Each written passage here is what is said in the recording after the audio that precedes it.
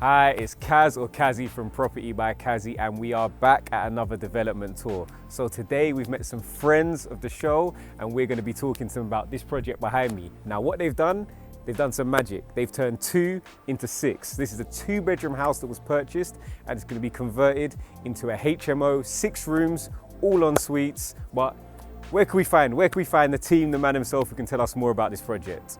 Like all hard-working developers, they're already on site before me. Here we are, boys himself from Savoys Properties. How you doing? You all right?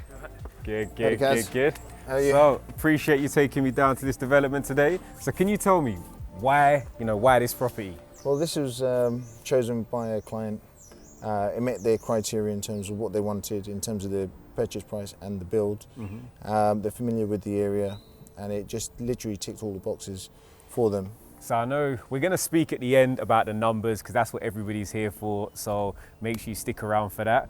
You're going to take us around the property. You said at the moment you've currently got, you said 15 projects on the go. And these are all client projects that we're speaking about?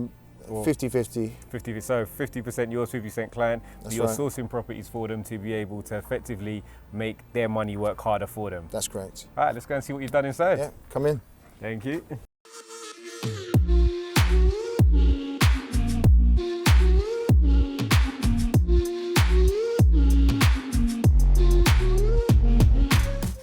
So that's good. You can see a lot of work's been going on. You see the skims done down here. You can see your fire alarms with your call points. Yeah, that's right. But like any top developer, I already know the top is where, probably most progress has happened. We're working our way down. So let's start up there and come down. Yeah, let's go.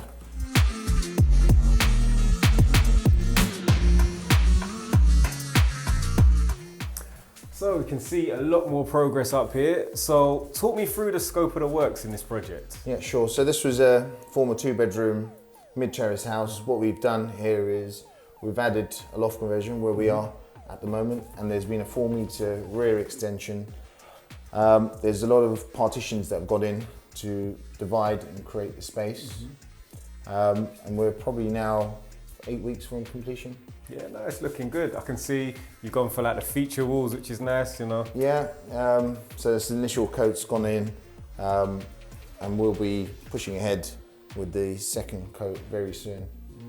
So I can see also you've gone for a lot of, fixed like built-in furniture. So like not a full-on kitchenette, but a storage, built-in wardrobes, desks, obviously the ensuite. What's the kind of rationale behind that? With HMOs, you tend to have a high turnover of tenants over the course of its life. What we did was we went back and had a look at other buildings which have a high turnover of people, like hotels.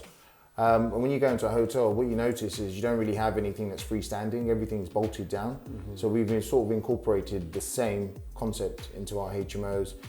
And you'll see even with the flooring, even though we've got covering on there, the flooring is solid, it's long, durable, LVT. In terms of the lights, everything's all flush. So we don't have anything sort of loose that can get damaged during the course of the property's life. Yeah, I think that's it. I think if you can sort of minimise your overheads, minimise what you've got to do in terms of maintenance, then it means they're a lot more profitable, particularly for your investors. Now that's really good. Right, let's go and see the rest of the property. Sure.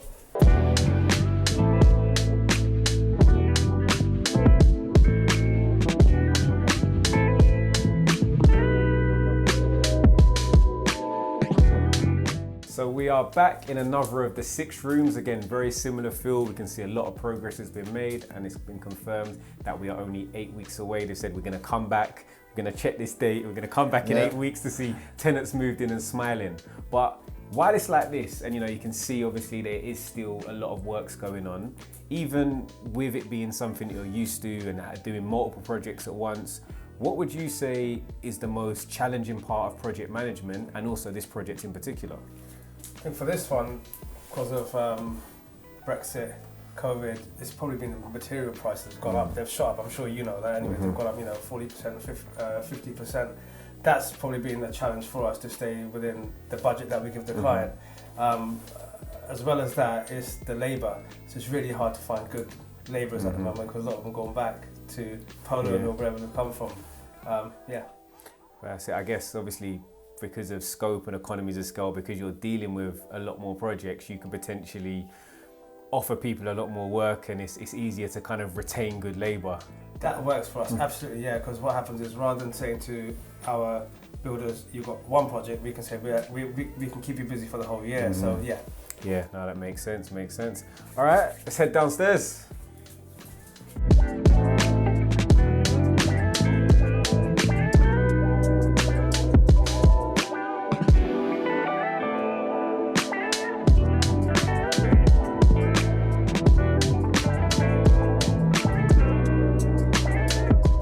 So we're now downstairs, front of the property, which would have been the formal living room.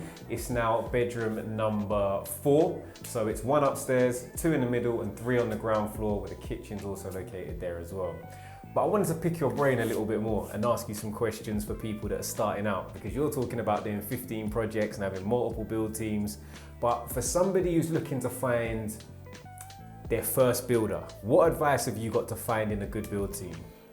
My major advice will be to actually speak to initial developers that are out there that are working with builders, see from their recommendation what they would suggest.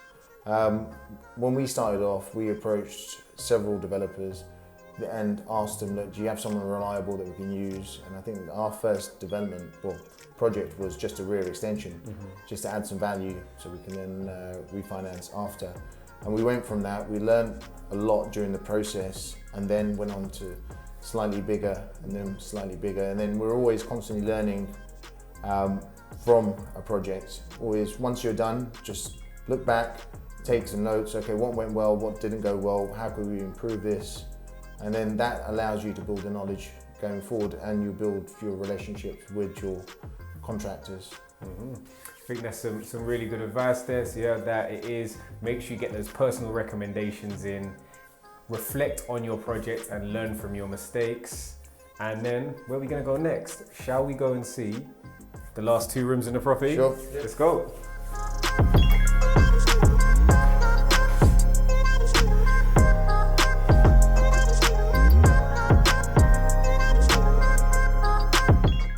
So we're now in the last 2 rooms of the property, which are the single rooms at the rear of the property. And it's a really creative design. You walk through the kitchen area, the communal kitchen, and you come through to the last 2 rooms that are in the rear extension that both still have ensuites and private access to the garden, low maintenance garden. I think in terms of turning this from a 2-bedroom house to a 6-bed, what a lot of people would want to know is it from experience? Do you just look at a property and know that it can be converted? Do you engage with an architect, a planning consultant? Like, what are the steps? There's a bit of both. So you look at the space that you have, the square footage.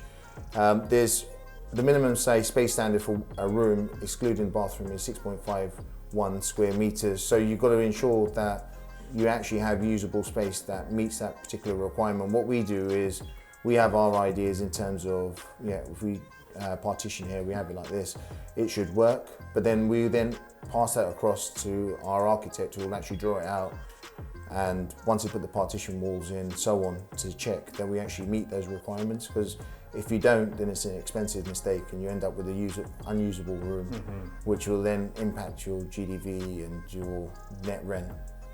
Nice, good advice for anyone that's looking to get into HMO conversions. You mentioned GDV. You mentioned rent. You've mentioned the return on investment. Sure. Well, obviously, people want to know. We're a bit cold. I think we need to be outside. We need the air when we talk about profits, because we need it to be large. So let's go outside and then we talk about what you've made from this deal. Definitely.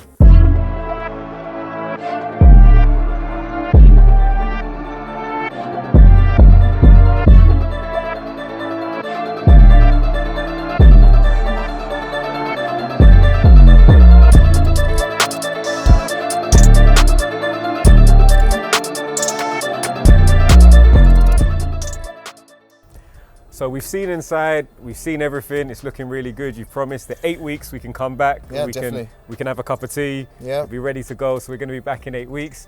But obviously, what I want to find out about, and I'm sure what you want to find out about, are the numbers. So can you let us know the numbers on this project?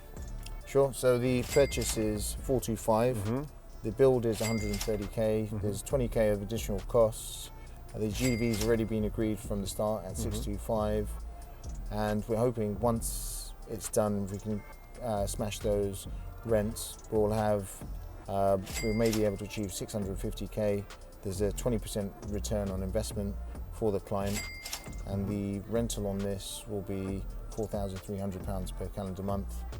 That's good. Some really good numbers there. And I think what this shows is, you know, whether or not you want to invest in property yourself, whether or not you want to find a partner like Savoys Properties and myself to work with, there's loads of ways that you can get into property and make your money work for you. I think the fact that one thing I really liked is you had your end values pre-agreed with a lender, which from a risk and safety perspective mean that you could really explain to somebody what their numbers were from day one, and having sort of a 20% of return on investment, so 20% on your money left in, is a really good investment in this current market, particularly when you take into consideration factors like inflation. Yeah, definitely. So that is congrats. I'm looking forward to come back. Obviously, you already know, if you haven't already, what are you doing if you haven't subscribed? Hit that subscribe button right now. Hit a like, give us a like on this video so we know what you like to see. And in the comment section, if we've missed anything, if there's any questions for myself or Savoys Properties, they're going to be around, I'm going to be around, so we can answer your questions. We're going to catch you next time at one of their finished projects where they've confirmed I'm going to be able to stop doing this because I'm going to have some heating on. So we'll see you next time.